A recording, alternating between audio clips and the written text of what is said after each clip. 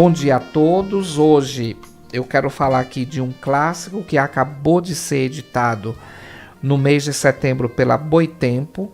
É um livro intitulado Mulheres, Raça e Classe, da Angela Davis.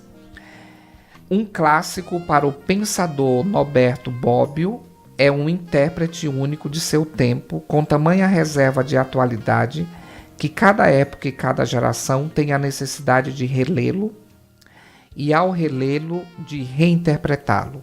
Dessa forma, um clássico cria teorias modelo com vistas à compreensão da realidade, de tal sorte que consegue até mesmo explicar contextos diferentes daquele em que foi gestado. O livro Mulheres, Raça e Classe, da intelectual e feminista estadunidense Angela Davis, amolda-se com precisão cirúrgica a essa definição. Publicado em 1981, logo se converteu em referência obrigatória para se pensar a dinâmica da exclusão capitalista, tomando como nexo prioritário o racismo e o sexismo. Ordena-se sobre um arco de temas inescapável para compreendermos o modo de funcionamento das sociedades marcada pela tragédia da escravidão moderna, o papel da mulher negra no trabalho escravo, classe e raça na campanha pelos direitos civis das mulheres, racismo no movimento sufragista, educação e libertação na perspectiva das mulheres negras, sufrágio feminino na virada do século, estupro e racismo, controle de natalidade e direitos reprodutivos, obsolescência das tarefas domésticas. A perspectiva adotada por Davis realça o mérito do livro, desloca olhares viciados sobre o tema em tela e atribui centralidade ao papel das mulheres negras na luta contra as explorações que se perpetuam no presente, reelaborando-se. O reexame operado pela escrita dessa ativista mundialmente conhecida é indispensável para a compreensão da realidade do nosso país, pois reforça a praxis do feminismo negro brasileiro, segundo o qual a inobservância do lugar das mulheres negras nas ideias e projetos que pensaram e pensam o Brasil vem adiando diagnósticos mais precisos sobre desigualdade, discriminação, pobreza, entre outras variáveis. Grande parte da nossa tradição teórica e política, Gilberto Freire e Sérgio Buarque de Holanda, para ficarmos em poucos exemplos, insiste em confinar as questões aqui tratadas por Davis na esfera privada, como se apenas desta proviesse sua solução. A iniciativa da editora Boitempo de traduzir esta obra, ainda não publicada no Brasil, desponta como uma inestimável contribuição para disseminar as ideias imprescindíveis de Angela Davis. Sabemos o quanto ela vem sendo estudada e difundida pelo feminismo negro e por setores da academia e oferecer, assim, angulações e perspectivas pouco ou nada exploradas pelos empreendimentos voltados à compreensão da nossa intricada realidade. Como aconselha Bobbio, para não sermos induzidos a crer que a história a cada ciclo recomeça do zero, é preciso ter paciência e saber escutar as lições dos clássicos. Em tempos sombrios, esse conselho soa como urgência política. A orelha do livro foi feita pela Rosane Borges. Quem é Angela Davis? Angela Davis é filósofa, professora emérita do Departamento de Estudos Feministas da Universidade da Califórnia e ícone da luta pelos direitos civis. Como ativista, integrou o grupo Panteras Negras e o Partido Comunista dos Estados Unidos, Foi presa na década de 1970 e ficou mundialmente conhecida pela mobilização da campanha Libertem Angela Davis. Foi candidata à vice-presidência da República em 1980 e 1984. Autora de vários livros, sua obra é marcada por um pensamento que visa romper com as assimetrias sociais. Então, o livro está dividido, vamos ver aqui, o livro está dividido em 13 capítulos e eu vou ler, portanto, para aguçar a curiosidade de vocês, um parágrafo ou dois no máximo do prefácio à edição brasileira e vou escolher um capítulo aleatoriamente para ler também 2 parágrafos, tudo bem? Então vamos lá. O prefácio é de Djamila Ribeiro.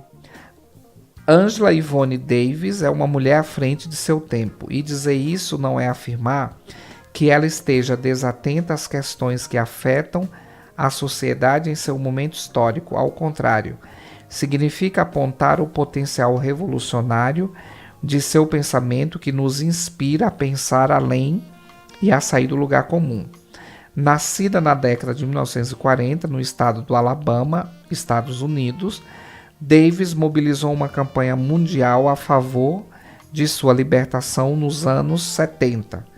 Militante dos Panteras Negras e do Partido Comunista dos Estados Unidos, ela fora presa acusada de envolvimento em um atentado. Na época, além de pautar o debate racial de forma contundente, os Panteras Negras haviam se engajado na luta pela libertação de 3 ativistas negros encarcerados, George Jackson, Fleeta Drungo e John Clutchette, conhecidos como os Irmãos Soledad, por estarem detidos na prisão de Soledad em Monterey, Califórnia. Numa ação que previa o sequestro de um juiz como moeda de troca pela liberdade dos rapazes, o irmão de Jackson e outros membros dos Panteras Negras interromperam o julgamento. Na troca de tiros, o juiz Harold Halley foi morto e Davis, posteriormente acusada de ter comprado a arma utilizada na ação. Então vejam que nós estamos falando de uma mulher aí que tem uma história política extremamente significativa. Para encerrar, eu vou ler um parágrafo do capítulo intitulado Classe e Raça no início da campanha pelos direitos das mulheres. Naquela noite, caminhando lado a lado pela longa Queen Street e relembrando as emocionantes cenas do dia, Lucretia Mott e Elizabeth Cady Stanton decidiram realizar uma convenção pelos direitos das mulheres em seu retorno aos Estados Unidos, já que os homens que elas haviam acabado de ouvir tinham demonstrado uma grande necessidade de serem instruídos naquele assunto. Começava assim e ali o trabalho missionário pela emancipação da mulher na terra dos livres e lar dos valentes. Então vejam bem, se hoje a gente usa muito a palavra empoderamento, essa autora trabalhou muito para que isso fosse uma realidade hoje, apesar de algumas dificuldades. Com frequência, presume-se que essa conversa, ocorrida em Londres no dia da abertura da Convenção Anti-Escravagista Mundial de 1840, conta a verdadeira história do nascimento do movimento organizado de mulheres nos Estados Unidos. Por isso, adquiriu uma importância um tanto lendária e, como a maioria das lendas, a verdade que ela supostamente encarna é bem menos inequívoca do que parece. Esse caso e as circunstâncias que o cercam se tornaram a base de uma interpretação popular segundo a qual o movimento pelos direitos das mulheres foi principalmente inspirado ou até mesmo provocado pela intolerável supremacia masculina no interior da campanha anti-escravista. Então fica aí a dica para a leitura desse livro cuja capa é forte. Angela Davis, Mulheres, Raça e Classe, da editora Boitempo, fresquíssimo. Esse livro foi traduzido aqui no Brasil e lançado em setembro, se não me falha a memória, 8. Então vale muito a pena ler esse livro para a gente ver que a luta das mulheres é uma luta muito antiga e infelizmente a gente ainda tem que esperar, apesar das vitórias, ainda um tempo para que a mulher de fato assuma o seu protagonismo. E como estamos falando de mulheres negras em empoderamento, vamos encerrar então com Nina Simone. Leiam, sejam felizes e até novembro.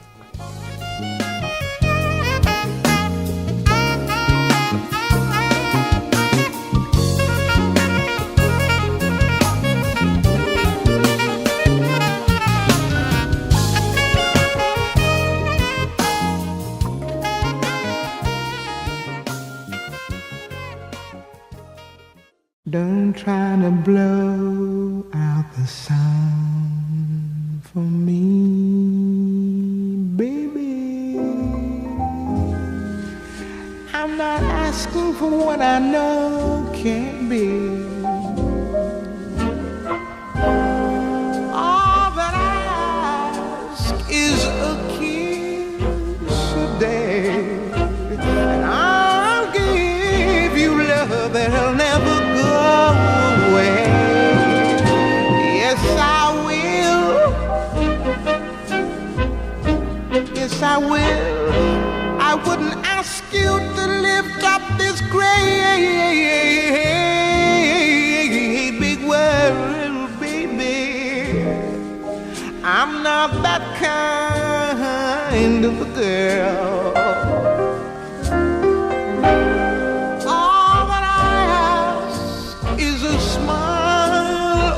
And nothing in this world would be too good for you. Nobody, nobody, nobody, nobody, nobody, nobody knows how deep my love for you really goes. But boy, I want you to know